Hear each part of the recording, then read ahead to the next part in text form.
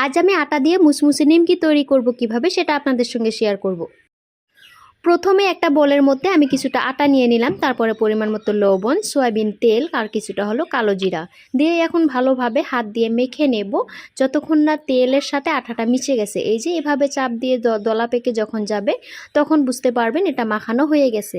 তারপর একটু একটু করে ঠান্ডা পানি দিয়ে, ঠান্ডা বলতে রুম টেম্পারেচারের যেটা পানি সেটা দিয়ে যে আটাটা এভাবে ডো করে কিছুক্ষণের জন্য রেখে দিলাম। কড়াইতে তেল বসিয়ে দিলাম গরম হওয়ার জন্য, আর এদিকে লেচি কেটে আটাটা দিয়ে রুটি তৈরি করে নিচ্ছি। রুটিটা তৈরি করে এই যে নাইফটা ব্যবহার করছি, এই নাইফটা আসলে আমার গিফটে পাওয়া। শাইন অ্যান্ড সিম্পল লাইফের আন্টি আমাকে এটা গিফট করেছিল, সাথে আরও কিছু ছিল। আর এই যে আমার নেমকিগুলো এভাবে কিছু কিছু করে ভালো করে ভেজে নিচ্ছি, আর ভেজে একটা বোলের মধ্যে সার্ভ করে নিচ্ছি। সার্ভ করার পরে এই যে নিমকিগুলো এরকম লাগছে আর মুসমুসে হয়েছে।